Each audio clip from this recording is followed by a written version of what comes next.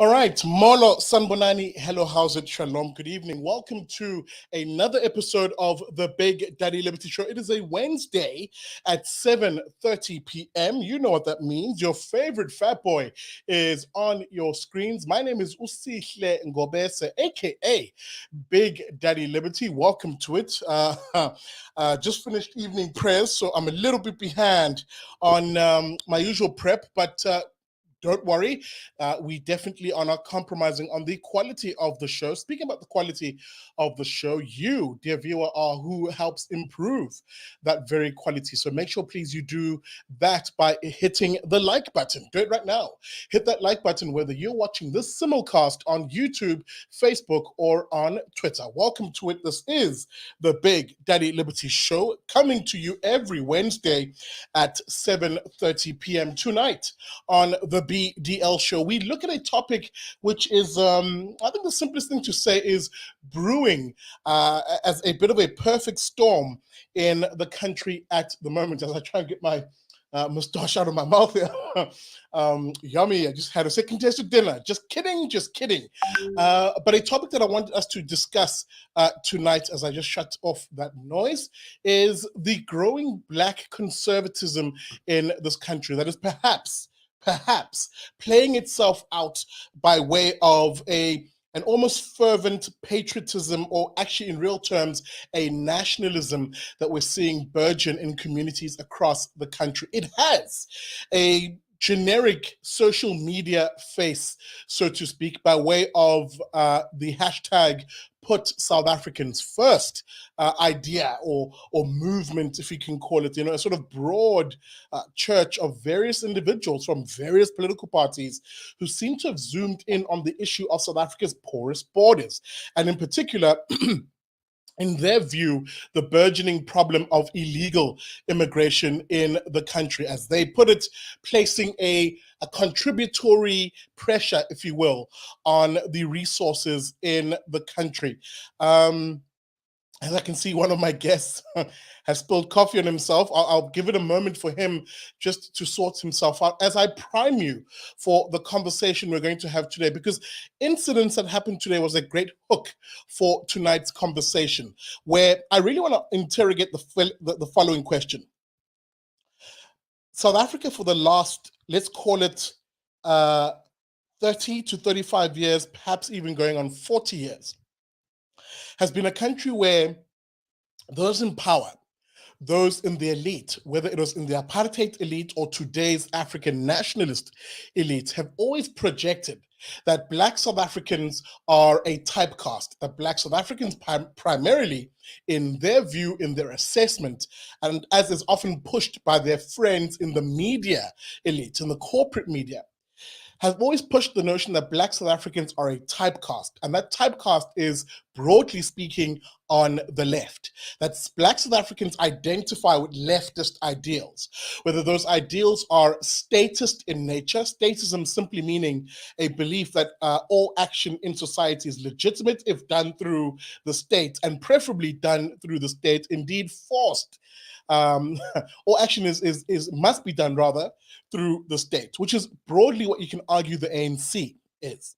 That if the state is doing it, then it's morally justified, it's legally justified, it's fine.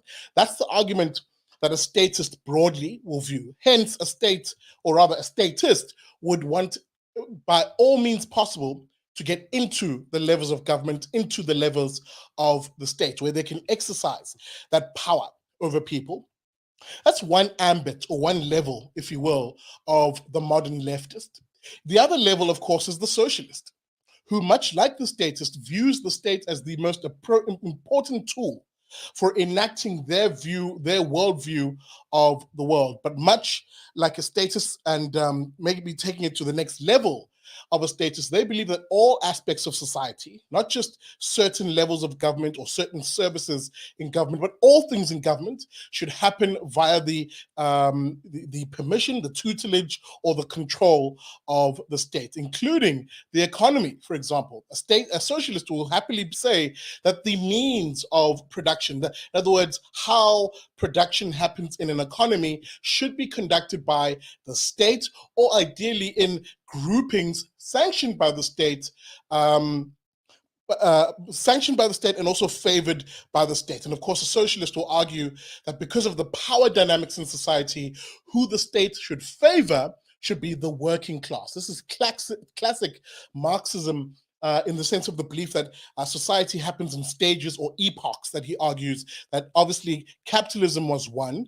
I'll include statism as a midpoint, socialism, and of course the last one, communism, the logical conclusion of the lefty, the modern lefties. Communism, of course, being the idea that once the state has created this society where all things are controlled by government, and all things go through government, and of course, government is made up of a small elite, what Marx called the vanguard of the proletariat, the small elite of people who come from the working class. Remember, those who are downtrodden, who the state now favors in every way, who then have a small grouping from that working class who govern everything through the fist of the state.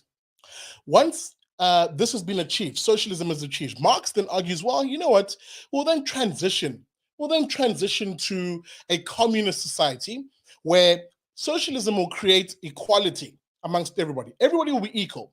Therefore, once everybody's equal, according to the socialist or the lefty's view, we transition into communism. Communism, therefore, meaning, you know what, we might not need necessarily that state. We can be a stateless society, but it's everybody's equal. Everybody has what they need. It's almost nirvana in their sense. Now, of course, I'm paraphrasing here for the sake of time. But I'm trying to make a broad argument here that generally South Africa's Black population has always been viewed as being leftist in one iteration or the other, whether they are statist, socialist, or communist. Why?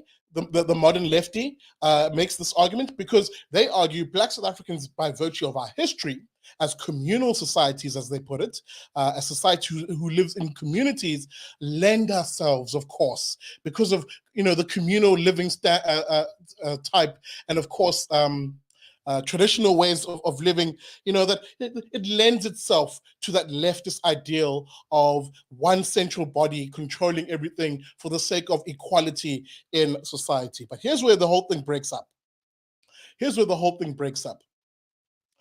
When you then have Black South Africans express a view that totally denounces leftism, whether it's statism, whether it's socialism, or whether it's communism, when you have a Black South African who openly says, no, I don't agree with any of that nonsense, and no, I definitely want to live in a society where I'm recognized as an individual. My family is my first priority. I want to provide for my family via a market economy where I can work, earn a living, create income. From that income, build household savings. From those household savings, create wealth. I want to be in a capitalist society. I want to be like everybody else, earning an income and living a high standard of living. I do not want to be equal like the man next to me, because if the man next to me isn't as hardworking as I am, if the man next to me isn't as innovative, as industrious as I am, then why should I be equal to that man when I'm the hard worker, etc., etc.? That is an ethos that actually exists, I would argue, in majority in Black South Africa, but we don't hear that from the mainstream. We don't hear that from the political elites, and we definitely don't hear that from our politicians, excuse me. That same South African, that same Black South African who then argues these things, then says, I want to be all these things in a capitalist society with the rule of law, with private property rights, in a territorial area called South Africa. A territorial area called South Africa that is guarded, of course, from foreign invasion. By who? By the state. That is a legitimate role of the state. The state should protect the territorial sovereignty of South Africa. Therefore, that same South African will argue, I'm very conservative in terms of who I identify as being South African. Why? Because that individual not only lives in South Africa, but is a citizen of this country and is protected by its constitution, and is a citizen of the country and protected by its constitution. That individual is generally called a conservative. They're called conservative around the world. American Republicans arguably hold these sort of views, very pro-capitalist, very pro the nation state, and of course the notion of protecting borders. And they often clash with those who are, in America, they're called liberals, but really that's Americans being silly because I'm a liberal technically.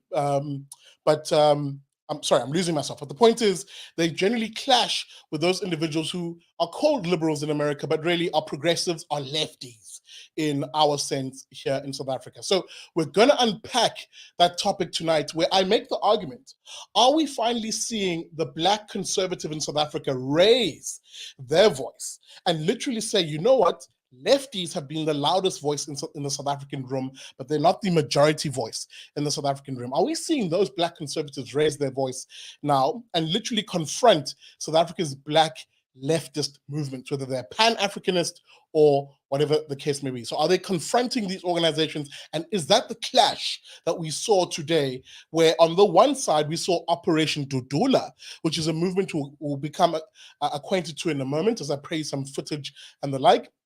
And on the other side, we saw the red in tooth and claw communists of this country, the economic freedom fighters. Now, with that intro, long as it is, and my apologies for it being so long, I'll bring on my guests in a moment, but I want to play you some images of what exactly we're talking about in terms of what happened today, where the EFF went to the Dobsonville Police Station to lay charges against the Operation Dudula's leader, a one Nhlanhla Lux, who leads this Put South Africans First Operation Dudula movement, which have been sort of priming perhaps the conservatives in this country. The allegation being that Operation Dudula, in its mission to look for drugs and illegal immigrants, ransacked a particular man's home, a one Victor Rafe.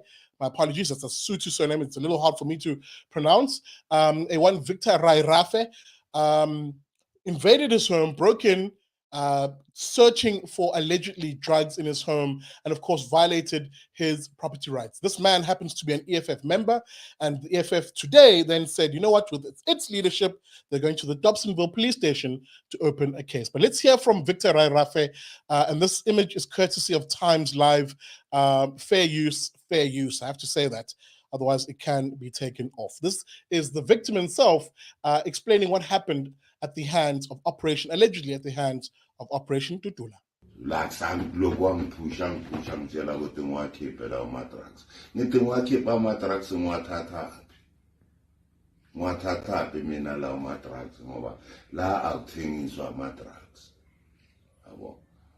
Wahlanganisa grocery yami ichithekile la ukudla kwenja yami bekuchithekile la ukunyangaza ukuthi kwaphelela phi yabo. I lost my 300 rand ekamereni nefone encane eNokia yabo. Ezinye angakabheki kahle ngoba bengisakwatile namanje ngokuthi ngiye police station.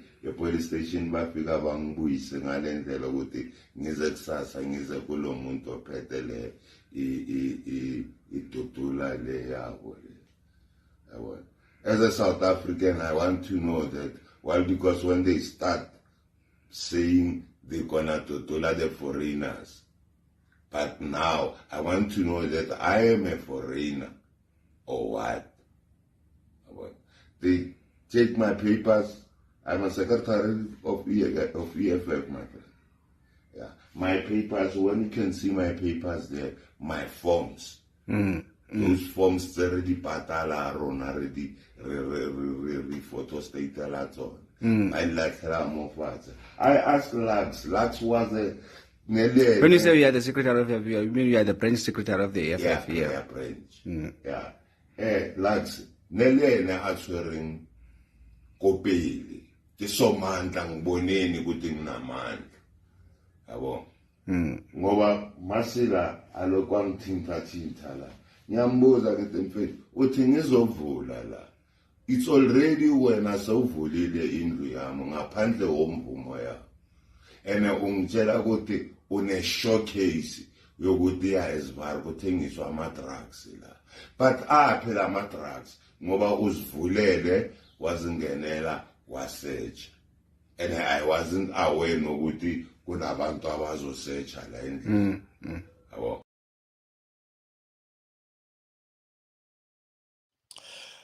As I'm out of focus now. There we go. My apologies, dear viewer. And also my apologies on that. For whatever reason, the translation didn't play at the time, but I'll summarize very briefly. That is the victim allegedly at the hands of Operation Dudula, which is, as I said, led by a Nhlanhla Lux. The allegation being that they stormed his house, broke in, entered under the guise of searching for drugs, pardon me, and in the process ransacked his house, violated his property rights, questioned his status as a South African, and assault is also being alleged by this particular man. Now, I want to bring in my guests here tonight, and even as I look at time, I'm going to ask for just an extra 10 minutes because I know with these two chaps it can get quite interesting. Both of them, of course, are co-hosts of the Man Patria podcast. Let me bring on Unzuzo Kati. Been a while. Unzuzo, good evening. Welcome to BDL Show. Good evening. Sihle, I hope everyone can listen, can hear me well. Good evening to everyone in the chat. Good evening to the viewers, and yeah, man, it's a very interesting conversation that we're gonna have tonight. Really, very emotional in some aspects, and very educational in some aspects in regards to the livelihoods of people in the townships and rural areas that are suffering from the plight of drugs and criminal behavior from different elements in the community. Absolutely. But we will. I was just about to say, sorry, Nzuzo, to cut you short there. Let me just bring on Ukoketso so that we complete the trio tonight. Ukoketso, good evening, Bodi. This is BDL Show. Yeah, good to be on the BDL show. I think this is my first time on the BDL show. Usually sometimes pop up on Sunday night. So yeah, good to be here. And like Nzuzo said, there's quite a bit to unpack as well in terms of, getting some information out there and also having a discussion really around Operation Dudula as a whole. Absolutely, and we'll get into it. Let's do exactly, pardon me, that you both saw the victim testimony there by Victor Raerafe, who was being interviewed, of course, by a Times Live journalist. I just have to say this again, fair use on that particular clip. That, of course, has now led to what happened today, of course, where the EFF then effectively supported their member today, and they approached the Dobsonville Police Station in order to lay criminal charges. Of course, doing what the EFF always does, which is let the media know ahead of time that this was going to happen. And of course, in doing that, they let Operation Dudula know that they were going to be at the police station at that 11 a.m. this morning. And predictably, Operation Dudula decided they'll rock up too, as to be counter protesters. So I want to bring you some images of that today, and we'll get into the conversation of what exactly we're seeing at, yes, face value, the fight between these two, but the broader issue between them. This was the EFF outside of the court today. I'll play this very briefly, and of course, I'll show you how the police had their hands full today. Anyone, but once we get pushed, we are going to push back with full force. I don't think this number of policemen here there will be enough for us. You see the number that we're having here is too small, but we are going to push back, my brother. Allow us to practice our constitutional right here. We didn't come to your house. We are here to open up a case. Please, don't do that. So talk to your people. They must leave us alone. We want to practice our constitutional right. We are not going to have meetings here. I think we are not here for a meeting. For leadership.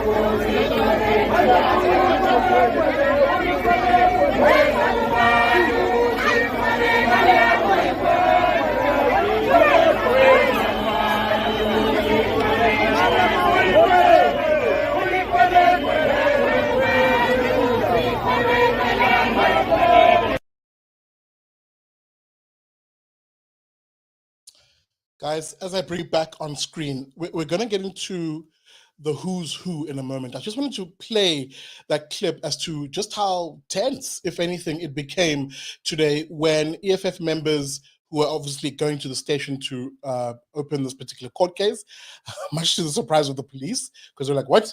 You're actually here not because we arrested you? But, these EFF members came to open this case and, on the other hand, confronted on the street, something that I have never seen before, actually, by Operation Dudula. Guys, are we seeing that sort of conservative, black conservative, if you will, the quote-unquote patriot, beginning to actually push back and say, not only will you find us on the social media streets, you'll also find us on the streets. Koket? Yeah, I think firstly, I gotta give the props to Operation Dudula for actually being a face. Part of the problem we have is that people tend to hold their opinions to themselves and don't do anything about what they say they feel strongly about. In this case, you've got a group here, fairly young, of course. I don't know what their membership looks like, but they are taking an active stand to basically voice out their opinion and voice out their grievances, really. That they're being taken to court is another issue, of course. I'm glad to see that they actually didn't also prevent the EFF from going ahead and laying charges at the Dobsonville Police Station. I can't say the same for other groups who, would actively try and prevent any litigation against them, even at the most basic level. But yeah, I'm going to give them kudos for that. While at the same time, you can't help but think that really this is one incident away from turning into something that is violent. And should that happen, then Operation Dudula could potentially lose much of their credibility. That is, them being a peaceful organization that is, by their words, fighting for the rights of South Africans to live in a free country, free from crime, especially crime that is put forward by illegal immigrants. This is all it's a tense situation, but yeah, I'm just glad that they are actually doing something about it and not relying on headline news articles or trending hashtags to actually do what they're doing. They're hitting the streets, and there's a lot that can be admired about that. And Zuzu, before I come to you, let's maybe zoom in, just for the sake of time. Let's zoom in on who Operation Dudula is. Dudula, of course, being a Zulu or Nguni word for push aside or sweep aside, so to speak. So Operation Sweep Aside. Nhlanhla Lux, the young man who blew to prominence for his rather very public persona in the July riots last year. He was the chap who was defending, I forget what the mall was in Soweto. I think it was the Maponya Mall, I'm not sure. But a mall was it Maponya? Koketsa, thank you. Yeah. The Maponya Mall. He was a chap who was wearing military fatigue, saying, we as a community will stand up and protect private property against the looters. He endeared himself to the South African public back then, and perhaps his profile has grown from there. But don't take it from me. Let me play a clip. I'll play 2 clips here, guys, just for the sake of time, just so that we can get a background, firstly. Who are Operation Dudula in their own words, and what exactly are their aims? This was, of course, an interview he did with Newsroom Africa. Fair use, fair use. I'm using this for educational purposes. Yes, I have to do that all the time. This is his interview with Ututu Ramela from Newsroom Africa. Dudula, what is it about? When was it formulated and why? Maybe that's important. Quick background for people at home. Operation Dudula is a group of concerned military veterans who partnered with the community to come together and fight social ills, economic ills, political ills, to Dudula, everything that is not right in our communities in terms of the law. And at the center of most crimes, you find illegal foreigners, and that's why it seems as if the only target is illegal foreigners when it's not. However, it is the priority target. Why is it a priority target? Because, like I said, at the center of most of our problems in our communities, you find at the center of the problems being illegal foreigners. You look at South Africans, for example. So let me speak so that the average person understands. Kokasi, you want to establish a car wash on the pavement. Metro Police will remove you in a heartbeat, in a split second.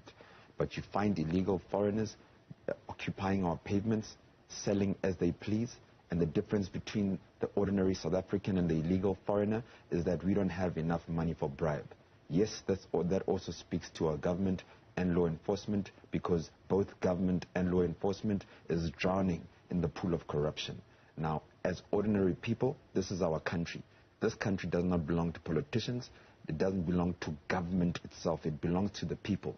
So when the officials, administrators do not work as per our expectation as the people, then the people will rise, as you have seen. And what is comforting is that our people are rising within the boundaries of the law to make sure that we reclaim everything that is supposed to be in the hands of South Africans, including the low-skill jobs and the economy that we are fighting for. There you have it, Nzuzo. You hear the man basically set out, firstly, who they are, a mixture of military veterans, as he puts it, and community members. And of course, their aim is primarily the notion of illegal immigration, which is an elephant in the room. It's a very tough topic in this country for people to have, because it almost lends itself to being accused, for instance, of xenophobia. But it is an issue that ordinary South Africans on the ground are talking about. And if anything, these guys seem to have latched onto it. Yes, Sitle. I think that just hearing from his discussion with the reporter, on News Africa, he seems as though he's taking this to heart. He's seen the issues that have come about or come as a result, and well, in the deterioration of the community in parts of Soweto. He's seen, and one thing that really he really speaks to is the failure of government in doing its primary purpose, which is protect its citizens. And it's also going to the extent of saying that government officials easily take bribes from foreigners, which, though it is an allegation, we know this from various polling saying that the most corrupt institution in South Africa is the police. A lot of people don't have faith in the police. And we see that evidence in places like South Africa, places like Soweto, places like Alex. And also, I think that at the same time, just piggybacking off of what Kokete has stated, that, though we can see that it has good intentions, which is to try and drive out any criminal elements in the community, it can really get very, very, it can get to the point. Oh, sorry for that, for my volume. I hope it's good right now. But nonetheless, the actions of Operation Dudula can get to an extent where violence starts creeping out from some elements within its organization. And I think that, just to save itself from actually doing so, should actually, create a proper structure for people to actually get membership, a leadership structure, so that we can actually, assist in some way or another in ensuring that, firstly, the credibility remains, ensuring that it does things within the law, because we've heard from the EFF and from Mr. Ndate Victor saying that, they ransacked his home. That is a criminal element offense, and though it's still an allegation right now, we cannot support such actions by Operation Dudula. But at the same time, it's taking matters in its own hands because it's been failed by the government of South Africa. And this was the case in the July riots. And this is the case, as we've seen continuously in townships and rural areas where, people don't want to call the cops anymore. People don't want to call the cops for, from theft to even rape and murder, because they don't trust the cops. The cops don't want to do their work.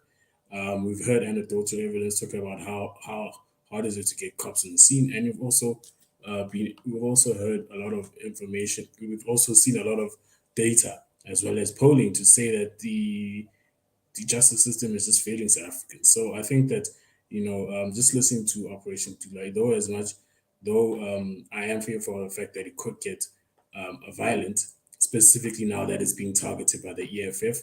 And as we saw, the EFF came with golf clubs, which I don't understand why, if they were just trying to open a case.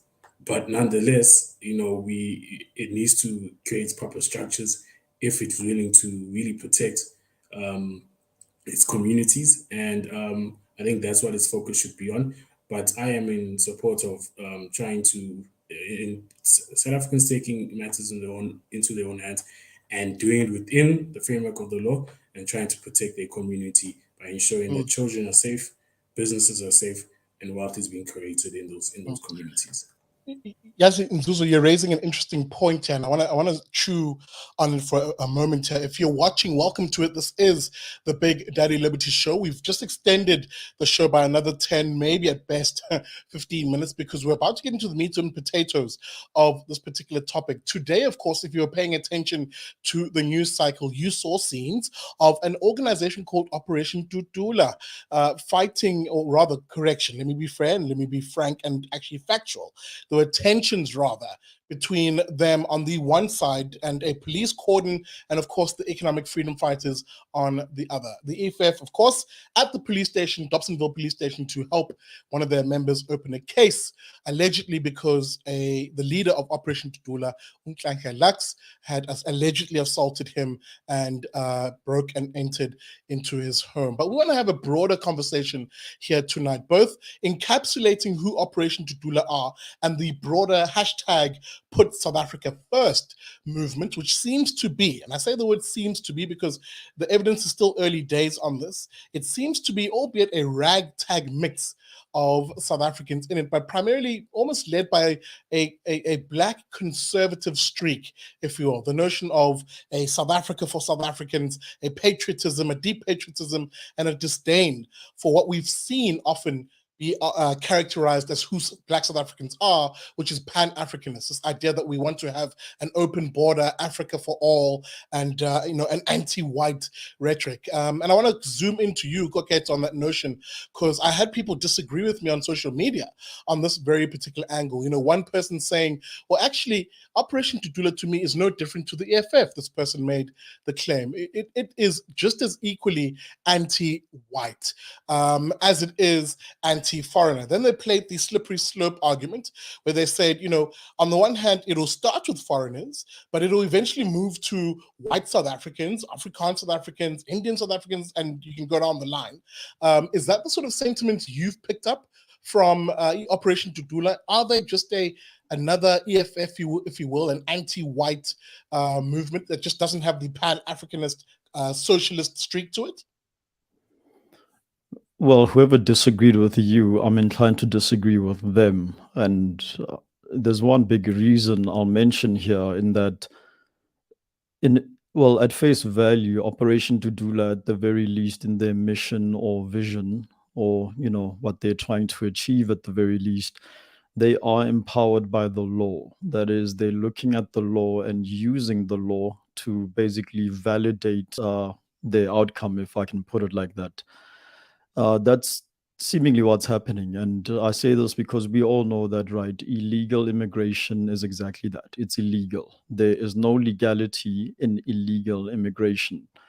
If someone wants to seek asylum, there's a process for that. If someone wants to, seek refugee status, there's a process for that as well. If you want to visit another country, you go through the port of entry, you get your passport stamped, and you comply with that country's regulations, both during and before the act of crossing that border. That's how you legally do things. This is in stark contrast to what the Economic Freedom Fronters, the EFF want. They're looking to change the law, not use the law and effectively call for the law to be pushed. That is, call for the law to actually run its course. They're asking for the laws to actually be changed, to abolish border, which requires a constitutional change. Things like things like a one Africa currency, for example. Things like going further, going beyond the realm of BEE, and actually, even outlawing, by their words, white people from owning any means of production. Things like expropriation without compensation. These are all proposed changes to the South African Constitution, and that's the big difference between the two.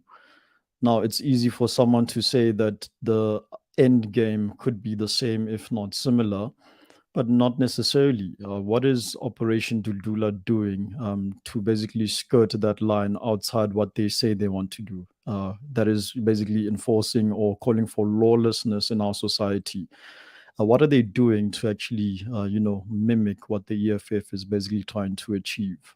They've mentioned, or their representatives have mentioned that, right, the land question does need to be addressed at a later stage. But up until now, I haven't heard Operation Dudula representatives calling for the expropriation of land without compensation, for instance, or for borders to be abolished outright. Instead, they're actually adopting a conservative principle, and that is respect a country's sovereignty, respect the right of a people, by not just being a police force in name only, but by actually policing, doing actual policing and keeping things like drugs off our street, foods that could be easily poisoned and expired from being sold, bylaws being followed, etc. That's essentially what they're calling for. And the EFF says put all of that aside when there's a black man, because by virtue of being black, there should be special concessions due to the checkered past or the poor history that black people have experienced,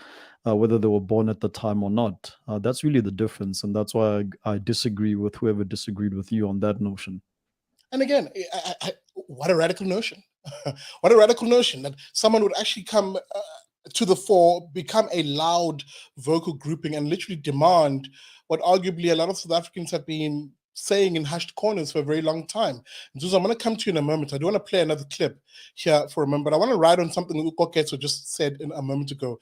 You know, this movement to me, and I'll play devil's advocate, guys. Don't get me wrong. I will put forward hard arguments that we need to reconcile in terms of Operation Dudula, before we move to the broader concept of, is this the beginning of the rise of black conservatism in this country? It could be argued, for instance, before I get to that, you argue that the main claim is that actually South Africa should be a country governed by the rule of law, and one of those laws is the sovereignty, the integrity of the country, right, and its borders, and that should be policed well. And a lot of their criticism is exactly that the current state at the moment is not doing that. It's not policing the borders. In fact, I must give a shout out to Jacques Brutreich, my homie over at AfriForum, who released a documentary last week, or is it this week, on this very topic. He went to the border and he showed you exactly what it is and how porous they are, and how that introduces the element of crime and criminality both ways, by the way. Criminals going out and coming in to the country. But I wanted to get to this point. The central claim of Operation Dudula and Put South Africans First is a criticism of that status quo of a porous border on the one hand. On the other hand, it's also, if I'm to judge by who Nhlanhla Lux is, an avowed recognition of private property rights. When he stood up for the Maponya Mall during the looting at the time, that was in defense of private property. I mean, he didn't have to do any of that. He could have also been one of the millions of South Africans who said, I'm throwing my hands up and the police must deal with these looters. But no, he stood up and actually said, no, I'm going to protect property rights against those who seek to loot. So for me, that's partially what makes me argue that maybe this is that black conservative. And again, I'll remove the black word for a moment because I know it offends a lot of people. But for the sake of this conversation, it is just a useful descriptor. That conservatism coming out in the fall. But don't take it from me once again. Let me go straight to another video clip here to show people what I'm talking about here insofar as because the xenophobic claim is not going to leave. And often you're seeing two South African worlds clash here. The one being arguably on the ground, the person in the township, everyday South African, versus the elites, and really those who live behind gated communities and who live in the corporate media, so to speak. Those two worldviews, if I can call it that, are clashing, where there is a fight on the ground, so to speak, between South Africans, if you will, and those who are in the lower echelons of our society, and immigrants, both legal and illegal, for what are a pool of jobs that are ever increasingly shrinking, if not disappearing. Those low-skilled, unskilled type jobs. A scene played out in Robertson, if you guys remember this, a week ago, where two immigrant groupings, one from Zimbabwe and the other from Lesotho, actually went head-to-head in clashes, violent clashes in that part of the world, because they argued the jobs are theirs, and initially the fight was between who should get more or a lion's share of those jobs, Lesotho residents or Zimbabwe residents. At no point was there any conversation around South Africans who might work with them. Now, bear in mind, let me just quickly say this, because people I know will go mad in the comment section. I have no side, I have no dog in this fight, except to show you what is happening and for you to evaluate. This was what happened in Robertson when Zimbabwean and Lesotho foreign migrant workers clashed over jobs in that area.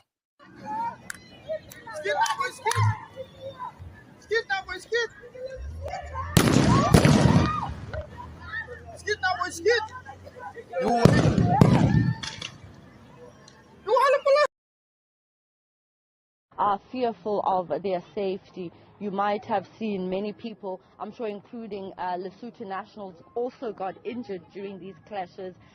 What's going to happen going forward as someone who knows then, who was part of the negotiations?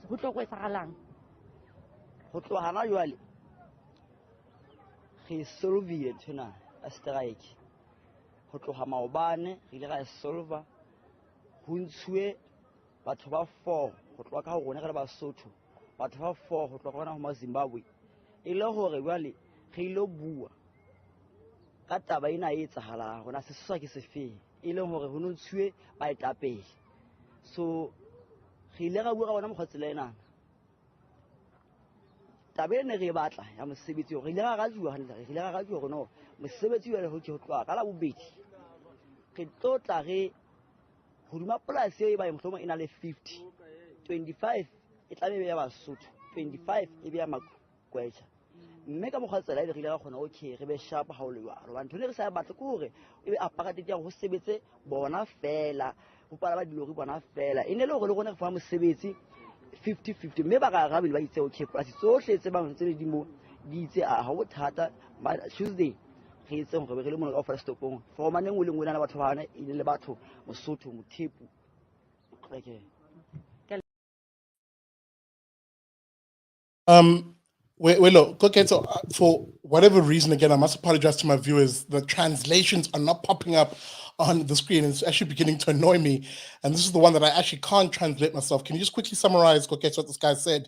And then Zuza, I want to throw it to you in terms of this issue, the elephant in the room on illegal immigration in this country. Okay.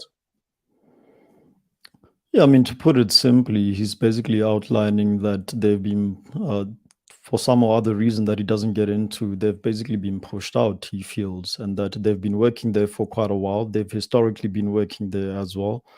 And yeah, their job security has effectively been threatened by newcomers, that is the Zimbabwean migrant workers this time around. So they've got quite a bit to lose. And he's outlining that they are willing to stand their ground and effectively protect jobs as people who have been there historically.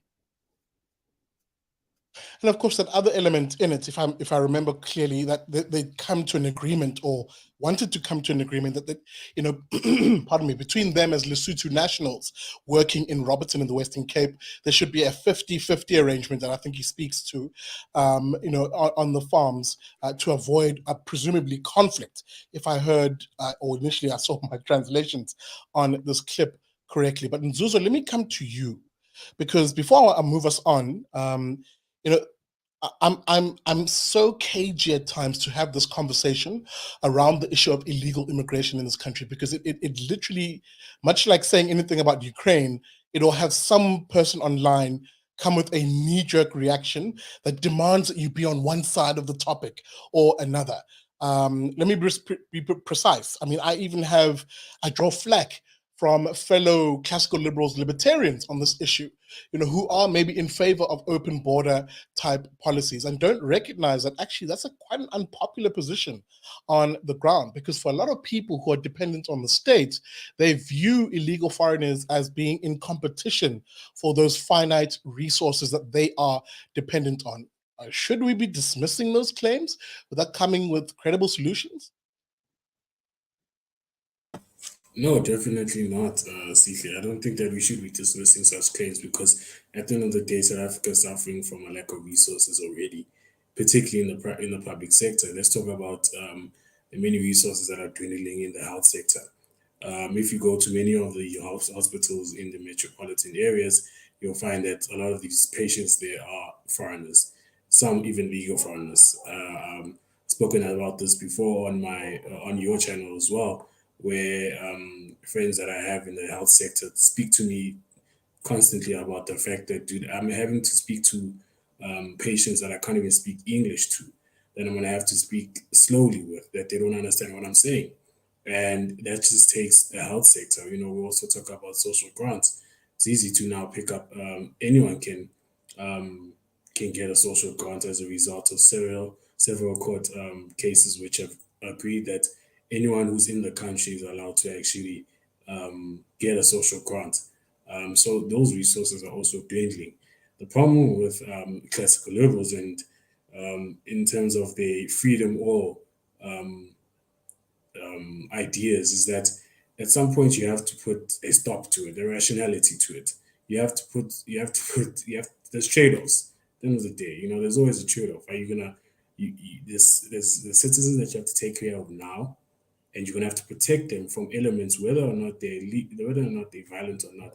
You're gonna have to protect them from those elements, which could also include putting around borders and protecting those borders so that you can ensure that you can be able to control who comes in, comes out. I thought libertarians are also about protecting citizens of their country. You're not protecting citizens of the country if you're allowing anybody, any Tom, Dick, and Harry to come in and out whenever they want without having to show any type of documentation at all. This is the problem with the freedom or no borders argument, is that you're literally not protecting anyone. The people in Limpopo can easily be attacked, can easily be robbed, and those people who are robbing them can easily jump back into their countries because the borders are open.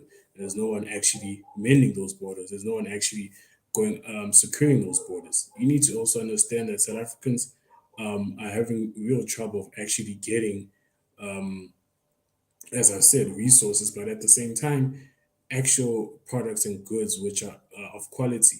Skoketo touched on it about the fact that they're being sold in the townships expired food. They're being sold expired milk. Goods that are expired and have that could be harmful to many South Africans in those areas. That's the problem with illegal foreigners, is that you don't know what you're bringing in because you haven't checked that. There's no documentation. And that's the problem. And at the same time, we'll also speak about it, the drug situation.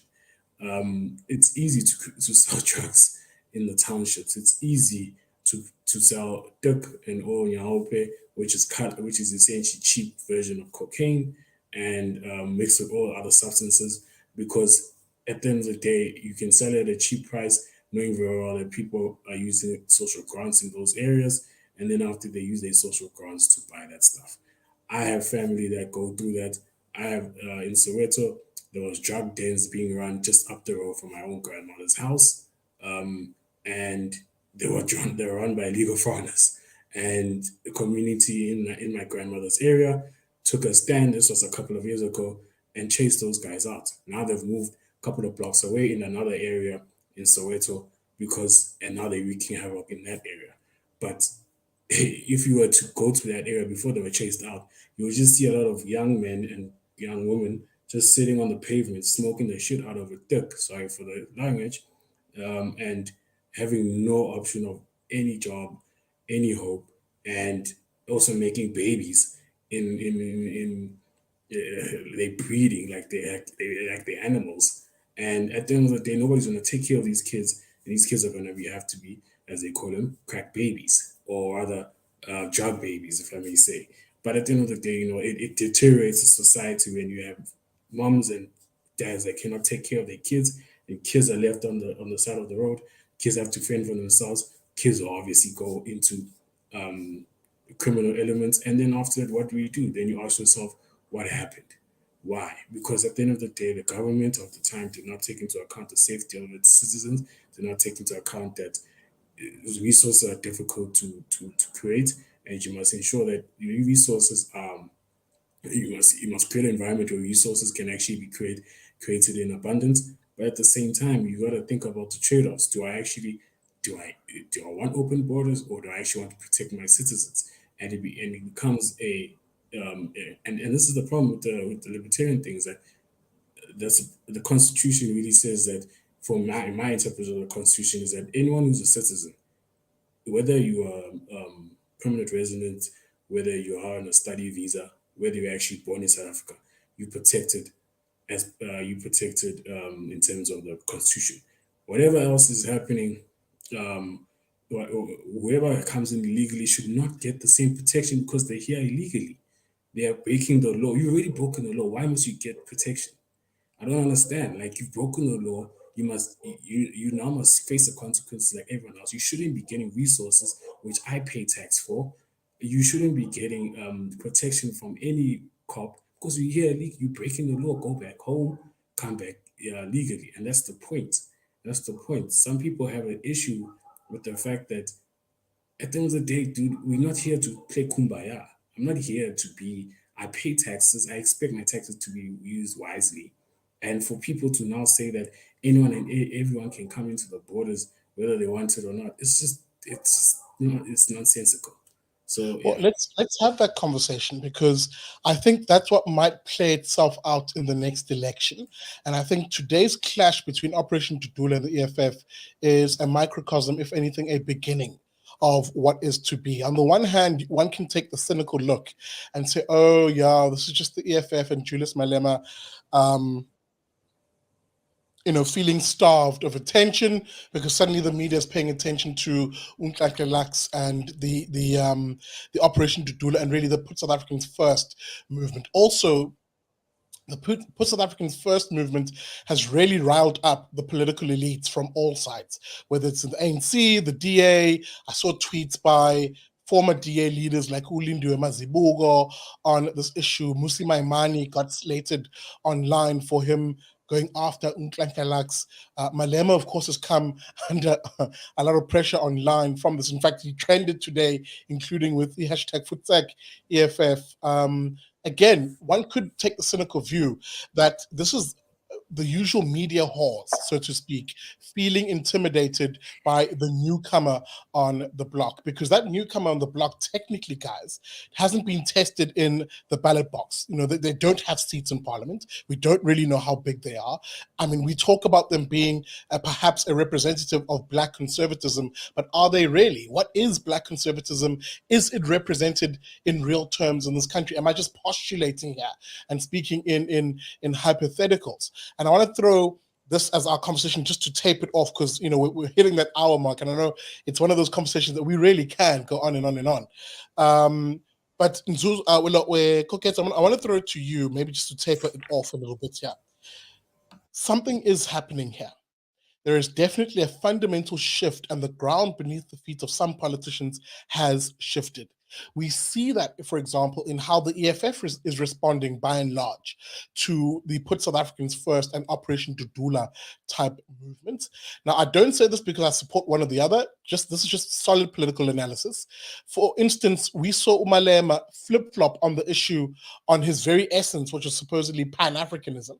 The idea that Africans are Africans, there should be no borders between us. He flip-flopped and literally did a 180 on that at some point a month ago, if I'm not mistaken, now deciding, oh, actually, no, jobs should be reserved for South Africans. We should be checking, according to Malema, for how many illegal foreigners or foreigners there are in the workplace. And suddenly the EFF developed a policy on this, even applauding the state when it came out eventually on this issue, So we can clearly see, Nzuzo, Koketso, the political establishment, anti-EFF-DA, are rattled by this. The DA itself having come out with a policy, in response to this issue, with their policy guru, Ugwene Ngwenya, coming under a lot of pressure also online, when she effectively suggested there should be an amnesty period for illegal immigrants to allow them to go back. And, there's a whole policy on that. If you want to see it, please check out the DA website. But your thoughts on this, Koketso? So are we about to see a fundamental shift in the electorate? Does the Black conservative exist? Will we see them come out in the next election? Sure. Yeah, quite a lot there. Go into it, man. Do you think? The hard part, of course, is maintaining a single cohesive strain of thought here. Look, I've always maintained that I believe conservatives have quite the number.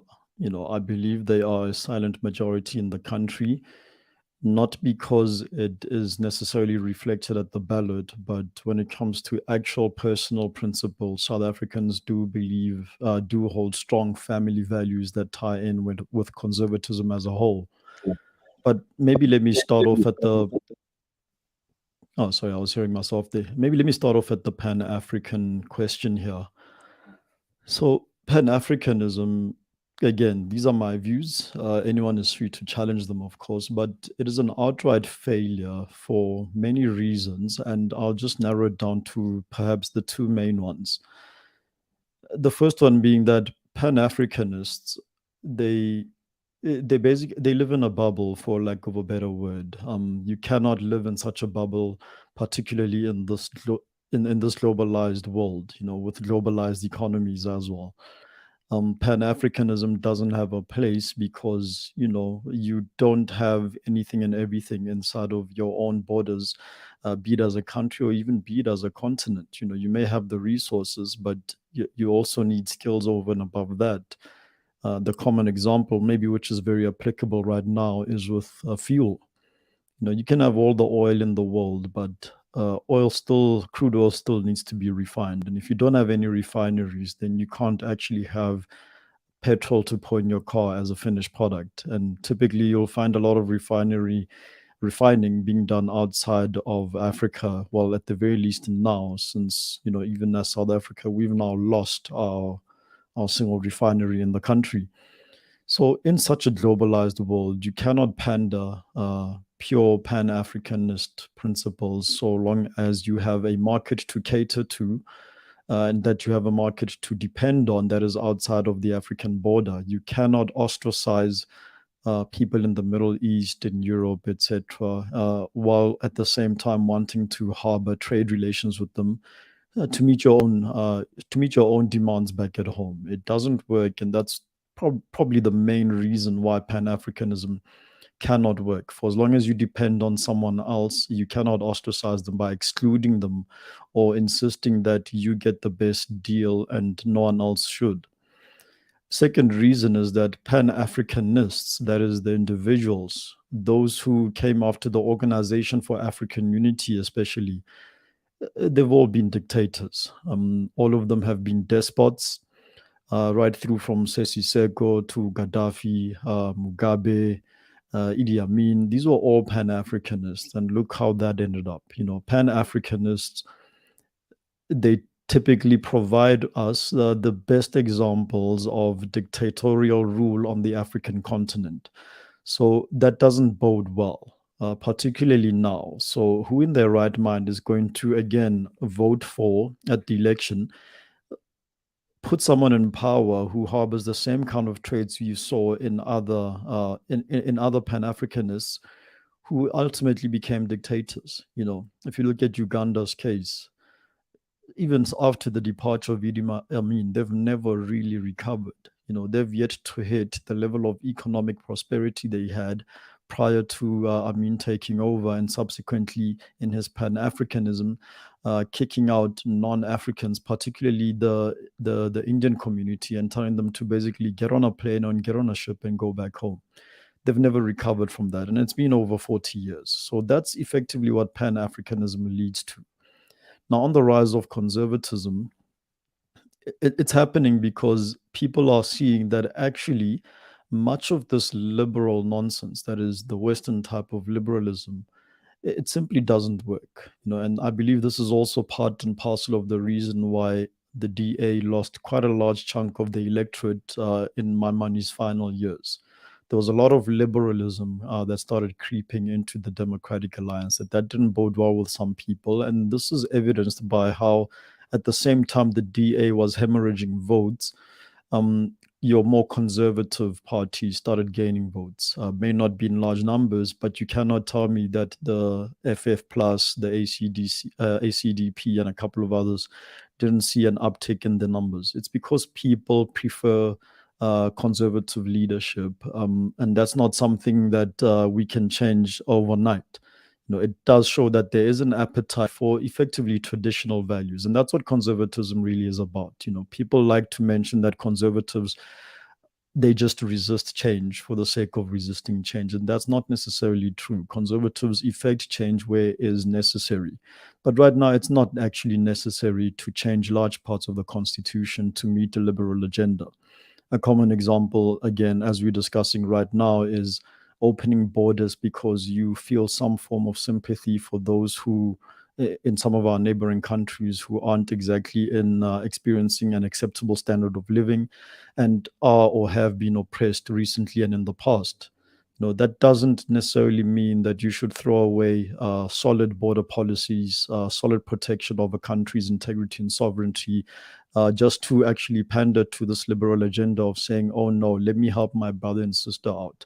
There is a way you can help your brother and sister out. It's not a popular way, but you can actually work even as a neighboring country to dethroning your neighboring country, your neighbor country's leadership, because it has a detrimental effect even on yourself. This is why the United States, for example, will take active steps to took active steps to prevent Russia from installing missiles in Cuba once they had solid evidence that says that Cuba had been armed by the Russians. It's because they're on their doorstep, with a distance of about Joburg to, something like Joburg to Harrismith. That's how far Cuba is away from the United States coast.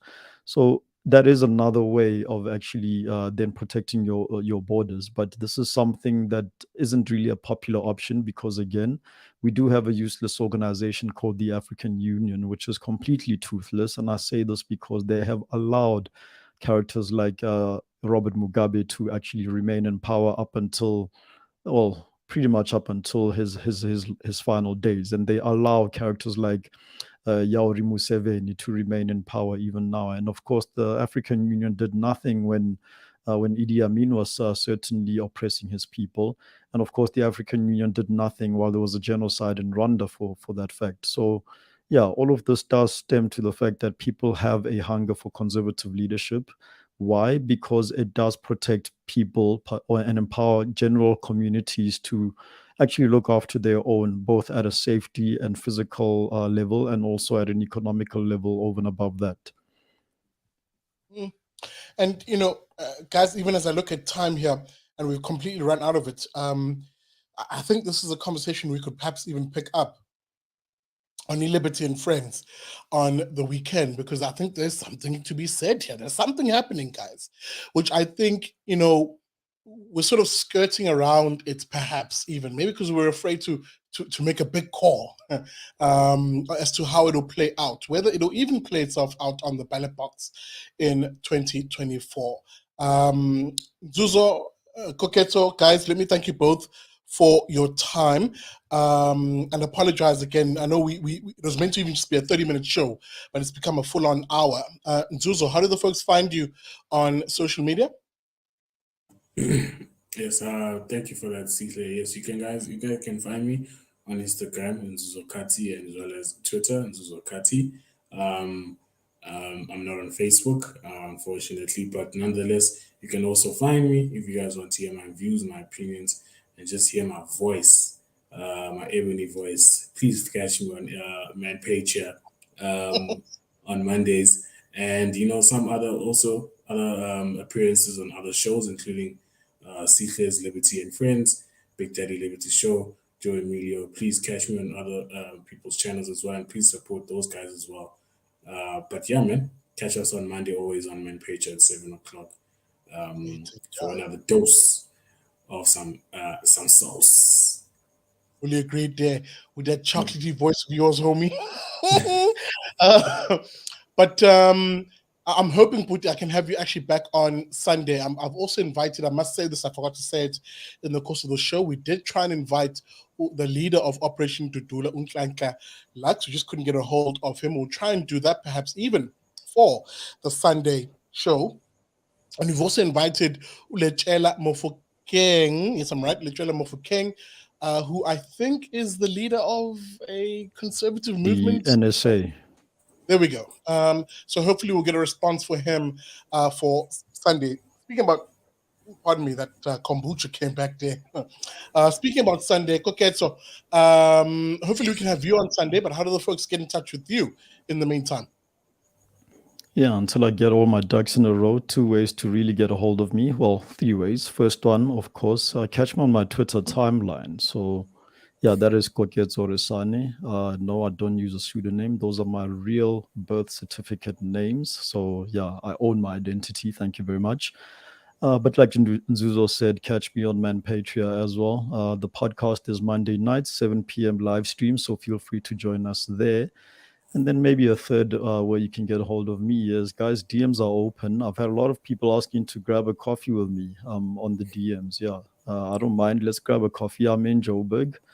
I can get around as well. Hopefully you're not on the other side of town. But yeah, we can just grab a coffee and have the kind of conversations that, time limits such as this platform. Well, have the conversation outside of a time limit like we have on this platform and others, of course. So yeah. Absolutely. And a big thank you once again to my two guests, Unzuzo and Ukoketo Rasan. And of course, a big thank you to you for watching this episode of the Big Daddy Liberty Show. Let me know what you think about tonight's topic. Are you someone who is opposed to Operation Dudula? Maybe you hate their guts. You think they're xenophobic and all sorts of arguments I've heard, for example, in the contrary. Or maybe you're someone who's an ardent supporter of not only Operation Dudula, but the broader Put South Africa First movement. And maybe you want to see that represented in your politics in 2024. Pardon me. Nearly had a Zuma moment there, lol. I'm keenly interested in hearing your views on this. We will chew on this topic again this Sunday. In fact, I was hoping to chew on the topic of the spicy cough. I was going to invite some people who I haven't had here for a while, Abo, Nick Hudson from Panda, etc. But I do think this is a good topic to carry on in the weekend with a broader panel on Liberty and Friends. Remember, Liberty and Friends, for the hottest interviews and the most compelling analysis, you will get nowhere else. With that being said, good night, and thank you very much for watching the BDL show. Hit that like button on the way out, share the stream, and make sure, please, if you're looking to support the Big Daddy Liberty Show as we look to develop a bit of a more stable studio home with correspondents around the country. Yes, you just heard me right. Big things coming on this channel. I'd ask you please to consider contributing financially to the show every month. I know people who are doing $100 a month, 150 Rand a month. It goes a long way in terms of helping get this show to be smoother, better, and much sharper. That being said, thank you very much for watching. And remember, as I say at the end of every broadcast, for you to never trust a commie.